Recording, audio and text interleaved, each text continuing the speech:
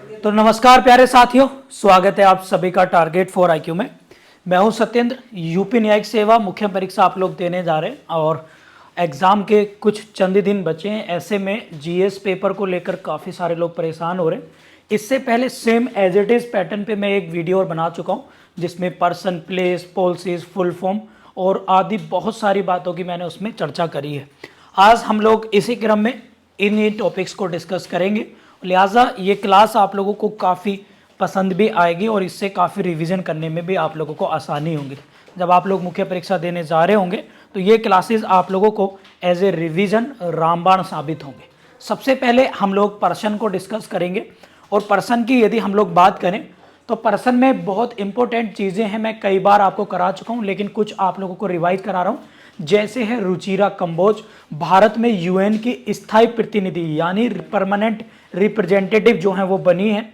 इसके साथ अगर हम बात करें तो वो है कौन सी, अवनी चतुर्वेदी, जो भारत की पहली फाइटर, वुमेन फाइटर पायलट हैं। ये आप लोग याद रखेंगे। और अभी हाल ही में जो जापान में एक भारत और जापान के बीच में क्या हुआ है, धर्म गार्जियन मिलिट्री एक्सरसाइज हुई है, उसमें इन्होंने भारत को रिप्रेजेंट किया था। इसके साथ साथ प्यारे साथियों इंपॉर्टेंट है वो हैं भगत सिंह कोश्यारी। आज हम लोग करेंगे सबसे पहले भगत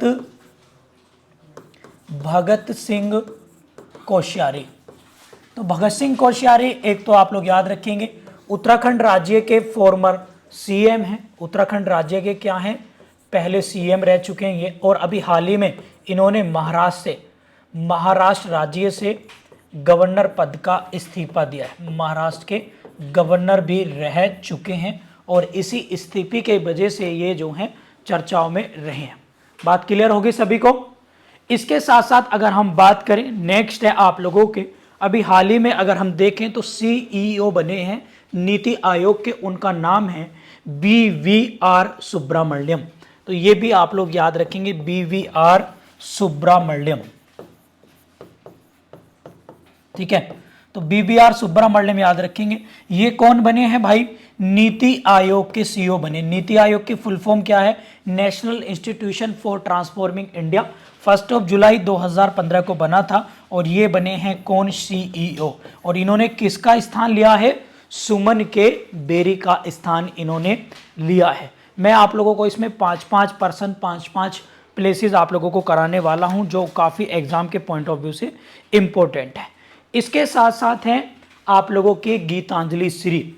अगर हम गीतांजलि श्री की बात करें तो गीतांजलि श्री आप लोग देखेंगे तो गीतांजलि श्री जो हैं भारत की हिंदी लेखिका हैं, साहित्य लिखती हैं, साहित्यकार हैं और ये हिंदी में लिखती हैं। और इन्हें जो है अंतर्राष्ट्रीय मैन बुकर प्राइज आप लोग नोट कर लेंगे, इंटरनेशनल मैन बुकर प्राइज इनको जो है वो दिया गया है 2022 के लिए। और वो पुरस्कार जो इन्होंने लिखा था उसको लिया है रेत की समाधि, या फिर इसका ट्रांसलेशन किया है अमेरिका के ट्रांसलेटर हैं डेजी रॉकवेल।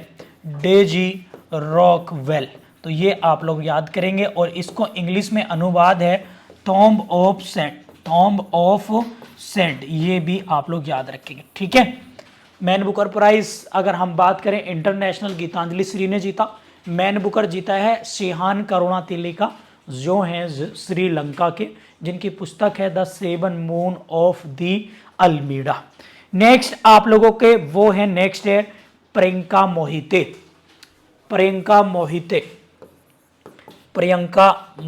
आप लोग याद रखेंगे। प्रियंका मोहिते ये माउंटेनर हैं और ये महाराष्ट्र राज्य की हैं, महाराष्ट्र स्टेट्स की हैं और पर्वतारोही हैं। हाल ही में इन्होंने विश्व की 8000 से ऊंची 5 चोटियों को फतेह करने वाला एक वर्ल्ड रिकॉर्ड बनाया है। और ऐसे करने वाली ये भारत की पहली वुमेन महिला बनी है। याद रखेंगे कितनी, अबव 8000 मीटर हाइट वाली कितनी चोटियां, 5 चोटी। ठीक है, बात क्लियर होगी सभी को। नेक्स्ट है आप लोग याद रखेंगे वो हैं एलिस ब्लायावास्की। तो एलिस ब्लायावास्की कौन है, एलिस बिलायावास्की आप लोगों को याद होगा। इन्हें जो है अगर हम बात करें तो 2022 का क्या मिला था, इन्हें नोबेल शांति पुरस्कार दिया गया था। और ये जो हैं बेलारूस की हैं। कहाँ की हैं? बेलारूस। अगर इनकी बात करें तो भैया आप लोग याद कर लेना, ये जो हैं बेलारूस की ह्यूमन राइट्स को लेकर लड़ने वाली एक जो है एडवोकेट हैं। और अगर इन्हें बात करें तो अभी हाल ही में इन्हें 10 साल की सजा सुनाई गई है। तो प्यारे साथियों, ये तो थे आप लोगों के पर्सन। अब हम आगे चलते हैं आपके इंडेक्स के अकॉर्डिंग, और वो हैं हम लोग अब प्लेस पर डिस्कस करेंगे। वैसे कुछ जाते आप लोगों को और प्लेसेस वीडियो के लास्ट में मैं आप लोगों को पर्सन और अभी रिवाइज कराऊंगा। तो प्लेस हम लोग डिस्कस करेंगे, प्लेस की बात करेंगे हम लोग अब। तो मैं कुछ इंपॉर्टेंट प्लेसेस आप लोगों को बता देता हूँ। कुछ मैं करा चुका हूँ, जैसे पोखरा है, नेपाल में चर्चाओं में रहा वायुयान दुर्घटना की वजह से। तुर्की रहा, आप लोग याद रखेंगे, तुर्की की राजधानी इस्तांबुल चर्चाओं में रही भूकंप की वजह से। ठीक है, यूक्रेन की राजधानी कीव चर्चाओं में रही रशिया अटैक से, ये आप लोग याद रखेंगे। नाडी शहर फिजी का चर्चाओं में रहा, इंटरनेशनल हिंदी कॉन्फ्रेंस हुई थी 10 जनवरी को। इंदौर है, लगातार छठी बार स्वच्छता सूचकांक में पहले नंबर पर आया। और इसके साथ साथ मैंने आप लोगों को बताया था क्या वो हैं, क्या अगर हम बात करें तो सम्मेद शिखर। सबसे पहले लिखेंगे आज सम्मेद शिखर। अब सम्मेद शिखर क्या है? The holy place of the Jainism, Jain religious का सबसे बड़ा होली प्लेस है। 24 जैनी जो तीर्थंकर हुए उनमें से 20 जैन गुरुओं की जिन्होंने अपने प्राण त्यागे हैं वो सम्मेद शिखर पर त्यागे हैं। और ये झारखंड राज्य में स्थित है। कहाँ पर?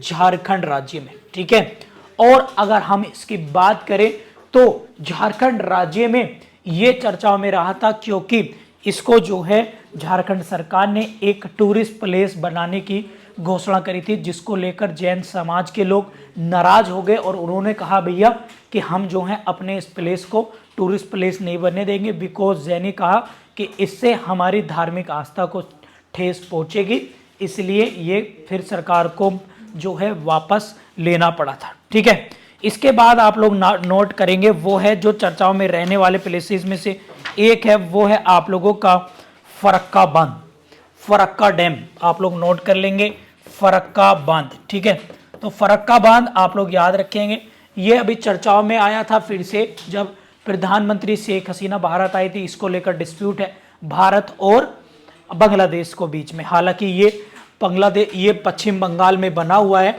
वेस्ट बंगाल में ये जो है आप लोगों का बना हुआ है। और यहाँ पर याद करेंगे इसको जो है फरक्का बांध को जो है अगर हम बात करें तो ये पानी गंगा नदी के पानी को लेकर काफ़ी चर्चाओं में है और ये एक मल्टीपर्पज प्रोजेक्ट जो है आप लोगों का है। क्लियर है? इसके बाद आप लोग याद रखेंगे चर्चाओं में जो प्लेसेस हैं आप लोगों के, वो है आप लोगों का लेहरागागा। तो लेहरागा आप लोग लिखेंगे यहाँ पर आप लोग नोट कर लेंगे इसको, लेहरागागा। तो ये कहाँ पर है? ये भैया पंजाब में है। कहाँ पर है? पंजाब में है। ठीक है, नोट कर लेंगे। और ये जो चर्चाओं में रहा है, यहाँ पर अभी क्या करा गया है, जो हमारे केंद्रीय पेट्रोलियम मंत्री हैं, केंद्रीय पेट्रोलियम मंत्री हरदीप पुरी, इन्होंने क्या करा है यहाँ पर भारत एशिया का पहला कंप्रेस्ड बायोगैस यानी एक संपीड़ित बायोगैस का कारखाना यहाँ पर लगाया है, जो काफ़ी इम्पोर्टेंट है, चर्चाओं में है। शॉर्ट फॉर्म लिख लेंगे GBC यानी CBG कंप्रेस्ड बायोगैस प्लांट यहाँ पर लगा है, एशिया का सबसे बड़ा लगा है। ठीक है, इसके बाद आप लोग याद कर लेंगे ब्यूनस आयर्स। अभी ये प्लेसेस में 5वां हो गया, वैसे और भी मैंने रिकॉल करा दिए। तो ब्यूनस आयर्स क्या है? अर्जेंटीना की राजधानी है। और यहाँ पर आप लोगों ने देखा है जब अभी ब्यूनस आयर्स में अर्जेंटीना की टीम ने फीफा वर्ल्ड कप जीता, तो यहाँ पर ब्यूनस आयर्स में अगर आप देखेंगे तो ब्यूनस आयर्स में क्या है, इतनी बड़ी भीड़ जुटी कि अब तक किसी भी टूर्नामेंट के विजय के उपलक्ष्य में इतनी बड़ी भीड़ इकट्ठी नहीं हो गई और यहाँ पर सड़कों पर क्या हो गया, लोगों को जो है हटाने के लिए काफ़ी मशक्कत करनी पड़ी और खिलाड़ियों के ऊपर हेलीकॉप्टर से जो है फूल बरसाए गए। तो ये तो थे आप लोगों के प्लेस। अब नेक्स्ट है आप लोगों की, हम लोग चर्चा करेंगे कुछ पॉलिसी के बारे में। तो पॉलिसी काफ़ी इंपॉर्टेंट है एग्जाम के पॉइंट ऑफ व्यू से, हम लोग देख रहे हैं पॉलिसी को। तो प्यारे साथियों, पहले मैं आप लोगों को पॉलिसी पर लेके चलता हूं और पॉलिसी है पहली, हालांकि मैं बोर्ड पर नहीं लिखाऊंगा क्योंकि अब समय है नहीं इतना। तो सबसे पहले पॉलिसी बात करते हैं, वो है आप लोगों की national bicycle scrapping policy. National, इसको एक बार देख लेते हैं। कुछ पॉलिसी की बात करेंगे यहाँ पर और इनको याद करने की बात करेंगे। तो पॉलिसी की बात करेंगे नेशनल बाइसिकल स्क्रैपिंग पॉलिसी, यानी राष्ट्रीय कबाड़ नीति 2021। तो नेशनल, मैं शॉर्ट फॉर्म लिख दे रहा हूँ, national bicycle scrapping policy NBSP 2021। और भैया ये जो चर्चा, ये मोदी जी ने ये अगस्त 2021 में, कब, अगस्त 2021 में जो है इसको लॉन्च किया था। इसके तहत क्या है याद रखेंगे, जो 15 से 20 वर्ष पुराने वाहन हैं उनको जो है नष्ट किया जाएगा, कबाड़ियों को दे दिया जाएगा। और इसका ऑब्जेक्टिव है पर्यावरण का इन्वायरमेंट कंजर्वेशन, पर्यावरण संरक्षण के लिए इस पॉलिसी को भारत में लाया गया है ताकि प्रदूषण मुक्त वाहनों को भारत में जो है प्रदूषण वाहन ना करें ज़्यादा से ज़्यादा। इसका ऑब्जेक्टिव ये है। और ऐसा करने के लिए सरकार ने क्या करा है कि यदि जो इस पॉलिसी के अंतर्गत डिस्ट्रॉय किए जाएंगे वाहन, तो उन्हें नया वाहन लेने के लिए काफ़ी सारी उन्हें छूट भी दी जाएगी। और ये आप लोग इसमें याद रखेंगे, यानी उनके जो है क्या बोलते हैं रजिस्ट्रेशन में उनको काफ़ी मदद मिलेगी। तो ये एक पॉलिसी है ये आप लोगों की। और अगर हम बात करें, नेक्स्ट है आप लोगों की सैरोगेसी पॉलिसी 2022। सैरोगेसी, ये मैं छोटे छोटे टॉपिक आप लोगों को बता देता हूँ। सैरोगेसी का मतलब होता है किराए की कोख, यानी ये भी इसके लेकर भी रूल आए हैं। तो इसके लेकर क्या रूल आए हैं, वो आए हैं कि भैया अब कोई भी दंपति जो सैरोगेट कराना चाहता है किसी भी महिला से, तो अब मैक्सिमम 3 बार ही हो सकता है। और हेल्थ, आप लोग याद रखेंगे क्या, हेल्थ, यानी उन्हें हेल्थ इंश्योरेंस भी अब जो है मैंडेटरी होगा, 3 साल का हेल्थ इंश्योरेंस भी कराना पड़ेगा। और साथ ही साथ ऐसे लोग सैरोगेसी नहीं करा सकते जिनके ऑलरेडी बच्चे हैं, ये इस रूल को कह रहे हैं। मैं आप लोगों को इसमें जो है 5 इंपॉर्टेंट क्या बताऊंगा, कुछ पॉलिसीज के बारे में आप लोगों को बताने वाला हूं, ठीक है। इसके बाद आप लोगों की पॉलिसी हैं क्या, वो है आप आया था wild life protection amendment bill, wild life जैव विविधता संरक्षण, वाइल्ड लाइफ वन्यजीव संरक्षण अधिनियम का संशोधन हुआ था 2022 में। इसके 3 प्रोविजन आपको याद रखने कि अब क्या है, हाथियों को एज ए रिलीजियस या फिर फेस्टिवल पर उनका यूज किया जा सकता है और इलीगल एक्टिविटी नहीं की जा सकती। परमिशन के साथ अब आप वाइल्ड लाइफ सेंचुरी में, नेशनल पार्क में और इसके साथ टाइगर रिजर्व पार्क में जो है एक्टिविटी कर सकते हैं। और यहाँ तक भी कह दिया था सरकार ने कि पूरी तरीके से ऐसे जंगली जानवरों या ऐसे स्पीसीज जीव जंतुओं का पता लगाया जाएगा जिनका जीवन किसमें है, संकटग्रस्त है। ये आप लोग याद रखेंगे, ठीक है।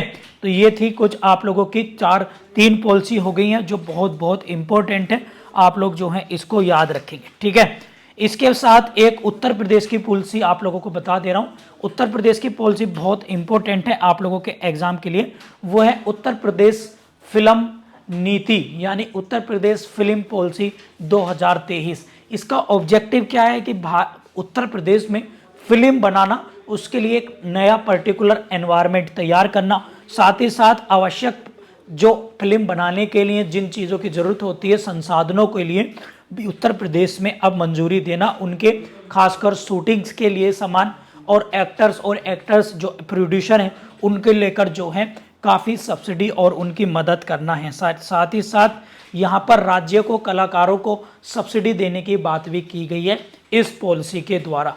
एक है उत्तर प्रदेश स्पोर्ट्स पॉलिसी 2019, इसकी मंजूरी अभी मार्च 2023 में दी गई है। इसका ऑब्जेक्टिव है कि उत्तर प्रदेश के खिलाड़ियों को और इस उत्तर प्रदेश के खेलों को अंतर्राष्ट्रीय लेवल पर प्रोत्साहन देना, ये इसका ऑब्जेक्टिव है। इसके लिए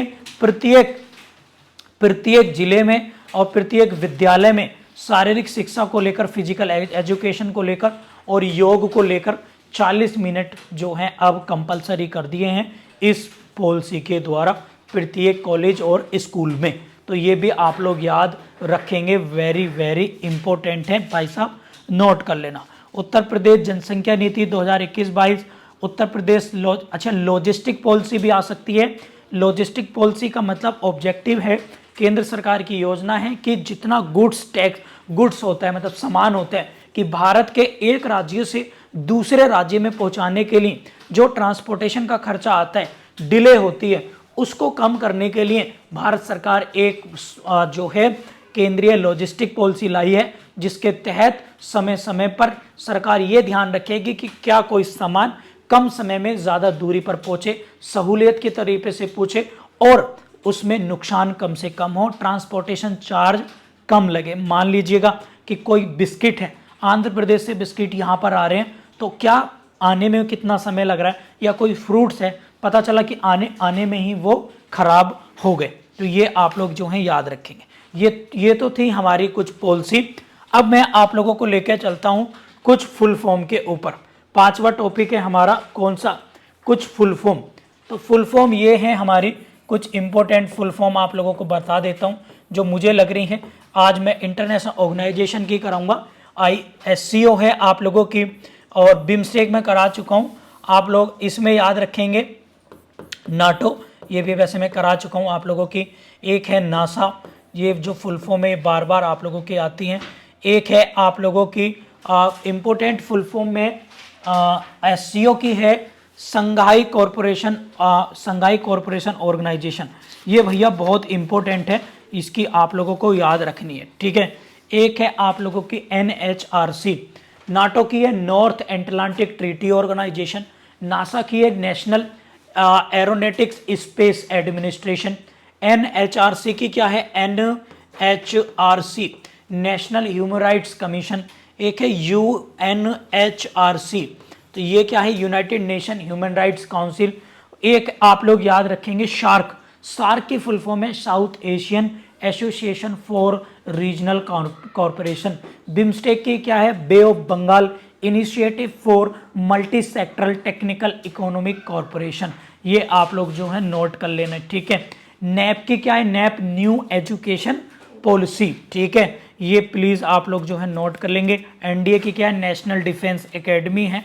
और आप लोग प्लीज ये ज्यादा से ज्यादा, HIV की क्या है, HIV की फुल फॉर्म है ह्यूमन इम्यून डिफिशियंसी वायरस।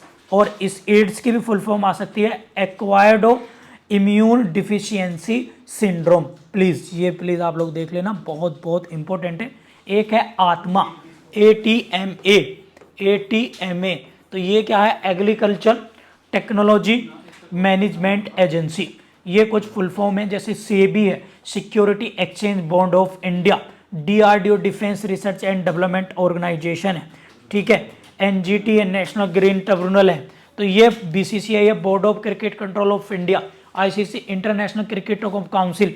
तो ये प्लीज आप लोग जो है नोट कर लेना। साथ में जैसे PMKVY प्रधानमंत्री खुशहाल विकास योजना। एक है PMKSKY, तो वो है प्रधानमंत्री कृषि सन्यासी योजना, प्रधानमंत्री कृषि सन्यासी योजना। PM किसान है प्रधानमंत्री किसान सम्मान निधि के नाम से। तो ये फुल फॉर्म योजनाओं के शॉर्ट नेम्स भी आप लोगों को आ सकते हैं, ठीक है। इसके साथ साथ प्यारे साथियों हम लोग देखेंगे आप लोगों की, अब कुछ योजनाओं पे मैं लेकर चल रहा हूं आप लोगों को जो काफ़ी इंपॉर्टेंट है। सबसे पहले आप लोगों की समर्थ योजना हम लोग देखेंगे, कौन सी है, समर्थ योजना। मैं नाम लिख रहा हूं, बाकी डिटेल में आपको करा देंगे। समर्थ योजना। तो समर्थ योजना 2023 से है, काफ़ी इम्पोर्टेंट है। किससे रिलेटेड है अगर हम बात करें इस योजना की, तो भैया किससे रिलेटेड है, ये है आपकी किससे, कपड़ा मंत्रालय से, टेक्सटाइल से रिलेटेड है। लोगों को क्या करना है टेक्सटाइल क्षेत्र में, इन्हें क्या करना है, उद्योग, इनकी इंडस्ट्री लगानी है, कुटीर उद्योग को बढ़ावा देना है, और साथ ही साथ क्या करना है, भारत में कपड़ा क्षेत्र में रोजगार उपलब्ध कराना है। लेकिन इस योजना की घोषणा अभी बजट 2023 और 24 में हुई है, और इसको एग्जीक्यूट किया जाएगा 2024 से, ये आप लोग याद रख लेंगे। एक आप लोग याद रखेंगे पीएम मित्र योजना, पीएम मित्रा योजना, पीएम मित्रा योजना एक बार देखेंगे आप लोग, तो ये क्या है, ये बहुत बहुत इंपॉर्टेंट है। मित्रा की फुल फॉर्म है यहाँ पर मेगा इंटीग्रेटेड टेक्सटाइल रीजन अप्रैल, ये आप लोग जो है नोट करेंगे, मार्च 2023 की है। और इसमें भी क्या है, टेक्सटाइल क्षेत्र में ट्रेनिंग देना, रिसर्च देना, इनोवेशन करना, इसको बढ़ावा दिया जाएगा।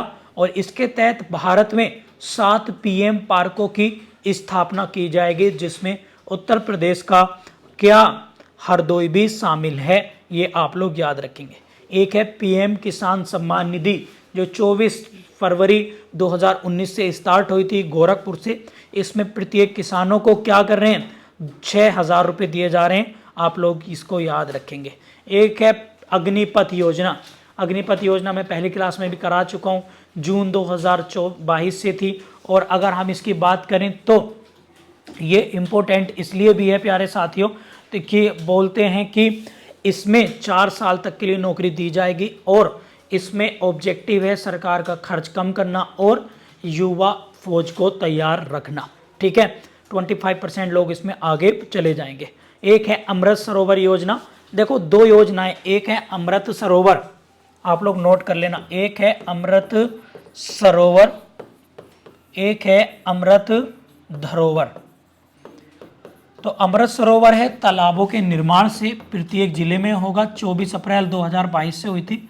और ये है आप लोगों के जो वेटलैंड होते हैं, वेटलैंड क्या होती हैं आप लोगों के, वेटलैंड क्षेत्र जो हैं, और ये तालाबों का इसमें निर्माण होगा, और इसमें वेटलैंडों का क्या बोलते हैं, इसमें निर्माण होगा, उनको बढ़ावा दिया जाएगा। ठीक है, यानी आर्द्र भूमि, आर्द्र भूमि कौन से क्षेत्र होते हैं, जो ऐसे क्षेत्र जो नदियों के किनारे, समुद्र के किनारे, या फिर आप लोग अगर देखें तो जहाँ दलदली वाले क्षेत्र हैं उनको बढ़ावा देंगे, और उनको साथ साथ क्या करेंगे, इनका कंजर्वेशन, प्रोटेक्ट, संरक्षण करने की बात करेंगे। और ये अगर हम बात करें अमृत सरोवर में, तो आप लोग देख चुके हैं 24 अप्रैल यानी पंचायती राज से इसको जो है स्टार्ट किया गया था, ये आप लोग जो है याद रखेंगे। तो प्यारे साथियों, ये तो थी आप लोगों की कुछ योजनाएं जो बहुत बहुत इंपॉर्टेंट है आप लोगों के एग्जाम के पॉइंट ऑफ व्यू से, और मुझे उम्मीद है कि डेफिनेटली यहाँ से क्वेश्चन आ सकते हैं। उज्ज्वला 2.0 चल रहा है 2021 से, वैसे 1 मई 2016 को मजदूर दिवस पर ये जो है चालू की गई थी बलिया जिले से, लेकिन महोबा डिस्ट्रिक्ट से मोदी जी ने इसका दूसरा वर्जन स्टार्ट कर दिया है, और इसमें क्या है, एलपीजी कनेक्शन जो है वो बांटे जा रहे हैं, ये प्लीज़ आप लोग ध्यान रखेंगे। ठीक है, क्लियर होगी बात। अब आते हैं योजना के बाद आप लोगों के कुछ स्पोर्ट्स पर आते हैं, स्पोर्ट्स एक्टिविटी। स्पोर्ट्स की बात करेंगे तो फीफा वर्ल्ड कप देखेंगे जल्दी से, फिर हम लोग देखेंगे रणजी ट्रॉफी, फिर हम लोग देखेंगे क्या, हम लोग देखेंगे WPL, फिर हम लोग देखेंगे क्या, वो देखेंगे आपका कॉमनवेल्थ गेम, राष्ट्रमंडल खेल, कॉमनवेल्थ गेम्स। ठीक है, तो इसमें इनको देख लेते हैं। और एक हम देखेंगे वुमेन बॉक्सिंग चैंपियनशिप।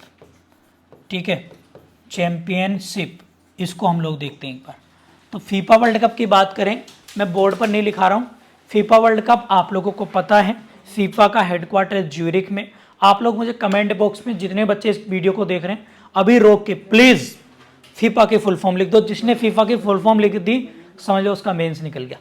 तो फीफा की अगर हम बात करें तो अभी ये कतर में हुआ है, फ्रांस ने जीता, अर्जेंटीना ने जीता, फ्रांस हारा।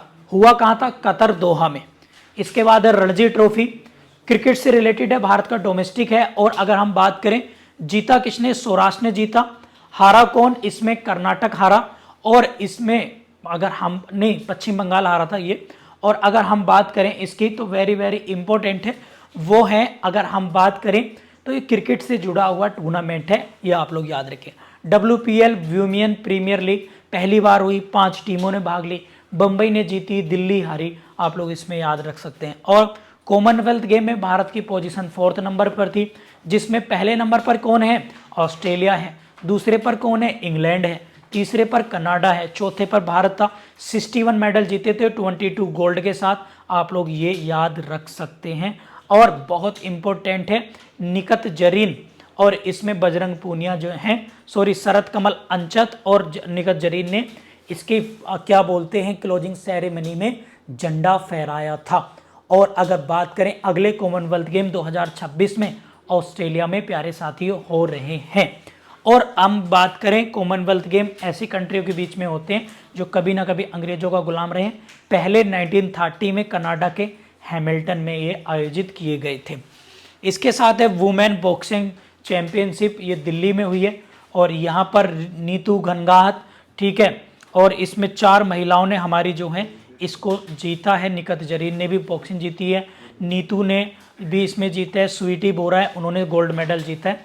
तो ये कहाँ पर हुए? दिल्ली में हुए थे। ये आप लोग जो हैं याद रख सकते हैं। तो ये आप लोगों का टॉपिक कंप्लीट हो गया। किसका? आप लोगों का स्पोर्ट्स का। अब आ जाते हैं जल्दी से, आप लोगों की बात करें तो वो हैं किसकी? कुछ इंपॉर्टेंट बुक्स के बारे में आप लोगों को पढ़ा देता हूँ। बुक्स आप लोगों की भैया काफ़ी एग्जाम में आती हैं। यहाँ तक आप लोगों को समझ में तो आ रहा है, नहीं आ रहा? इंटरनेशनल हिंदी सम्मेलन जरूर देख लेना जो फिजी में हुआ है 10 जनवरी को, और अंतर्राष्ट्रीय प्रवासी दिवस जो इस बार आपको पता है कहाँ पर हुआ है? कहाँ पर हुआ है आप लोगों को पता? इंदौर में हुआ है। चलिए 5 किताबें करते हैं फटाफट से। पहली किताब है विल पावर, किताब का नाम लिखेंगे विल पावर। विल पावर की बात करें तो इसके राइटर आप लोग नोट करेंगे जल्दी से। विल पावर के राइटर लिखेंगे आप लोग, वो लिखेंगे सोजट मारिन, सोजट मारिन, ठीक है। इसके साथ साथ आप लोग लिखेंगे, फटाफट से लिखेंगे, लिखेंगे Dilip Kumar in the shadow of A legend.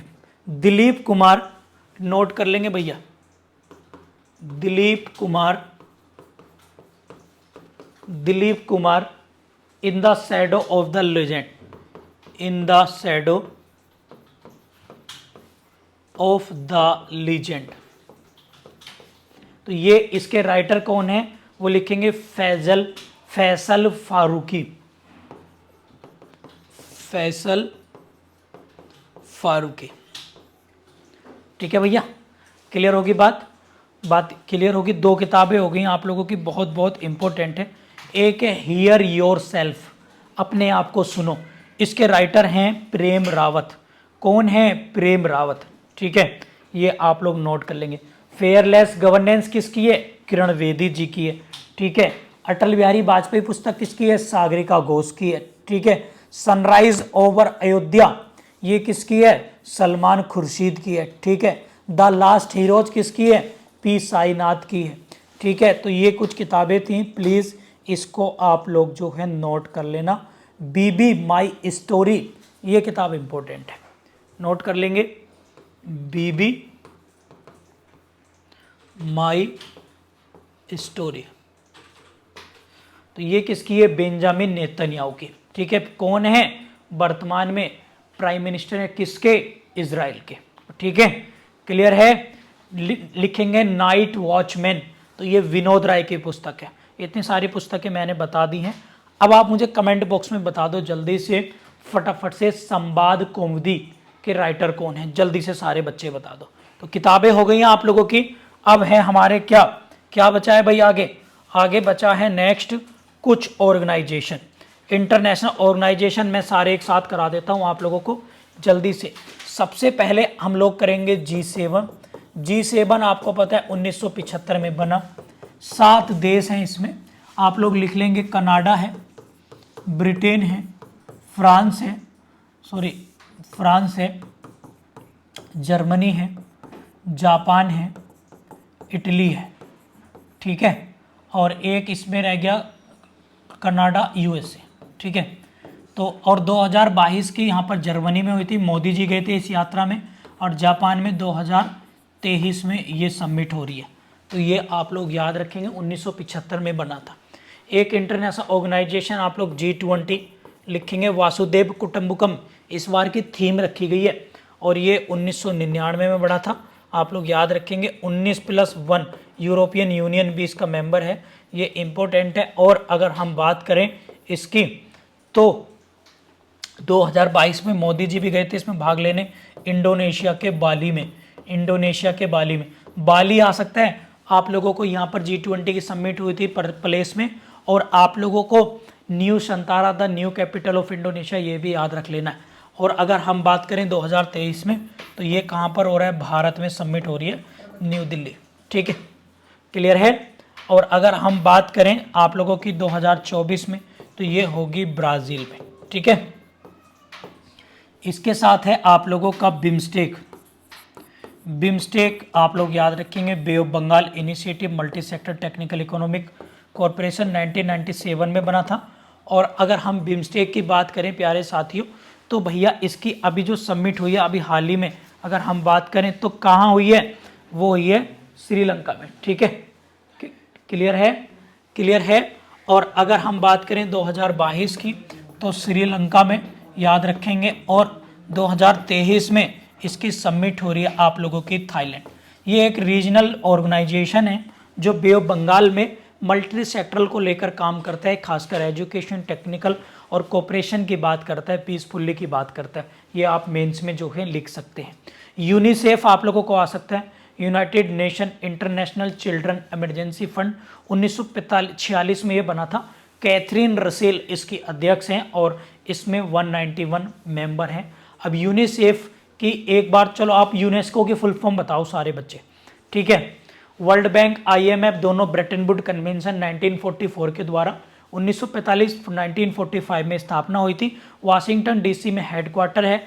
और अगर हम बात करें भैया IMF की तो भैया IMF जो है वो बात करता है किसके बारे में, इंटरनेशनल मॉनेटरी फंड यानी एक प्रकार से वित्तीय सहायता के बारे में बात करता है। और वर्ल्ड बैंक जो है आपके इंटरनेशनल लेवल पर वर्ल्ड लेवल की करेंसियों को रेगुलेट करना तथा जरूरत पड़ने पर देशों को ऋण और जरूरत पड़ने पर पैसे प्रोवाइड कराने का काम करता है वर्ल्ड बैंक। अगर हम बात करें तो अभी हाल ही में अजय बांगा, आप लोग नोट करेंगे, अजय बांगा क्या बन चुके हैं, वर्ल्ड बैंक के चेयरपर्सन बन चुके हैं, चेयरमैन बन चुके हैं और भारत के हैं, इसलिए ये चर्चाओं में है। 189 मेंबर हैं और 189वां मेंबर है नोरू। और IMF में है 190 और 1 क्रिस्टलिना जॉर्जिवा, अब बुल्गारिया की हैं, याद रखेंगे। ये 190 देश है इसका, अंडोरा। तो ये आप लोग याद रख सकते हैं। तो प्यारे साथियों ये था आप लोगों का यूपी जुडिशरी मेंस को लेकर एक रैपिड रिवीजन क्लास, जो मुझे उम्मीद है कि इससे आप लोगों को काफ़ी सारी मदद मिलेगी। और एक कैच द रेन अभियान याद रख लेंगे जो राष्ट्रपति द्रौपदी मुर्मू ने चलाया है वाटर कंजर्वेशन को लेकर, जल से बरसात के पानी को लेकर। भारत फ्रांस संबंध आप लोग तैयार कर लेना, भारत मालदीव और भारत श्रीलंका, इनमें से एक आप लोगों को आ सकता है। रमन मैग्सेसे अवार्ड, नोबेल पुरस्कार, गांधी नेल्सन मंडेला अवार्ड, ये प्लीज़ आप अपने तरीके से कर लेना। उम्मीद है कि आप लोग ये वीडियो, और देखो जो लोग इस वीडियो को देख रहे हैं यहाँ तक आ चुके हैं, डेफिनेटली भगवान से दुआ करूंगा आप सभी का सिलेक्शन हो। यदि जिसने अभी तक टारगेट फॉर IQ की मैगजीन परचेज नहीं करी है, उस मैगजीन में कंप्रेहेंसिव छोटी छोटी चीज़ें मैंने दे दी हैं आपको रिवीजन करने की, तो जरूर ऐप से जाके परचेज कर लेना। और साथ ही साथ जो आपको मैंने 3 टेस्ट पेपर दिए विद सॉल्यूशन, उनको भी तैयार कर लेना। सारे बच्चे जिन्होंने नहीं परचेज करें कर लेना विद सॉल्यूशन, बहुत बहुत इंपॉर्टेंट है आप लोगों के एग्जाम के पॉइंट ऑफ व्यू से। ठीक, मिलता हूं किसी नेक्स्ट वीडियो में, तब तक के लिए नमस्कार, जय हिंद।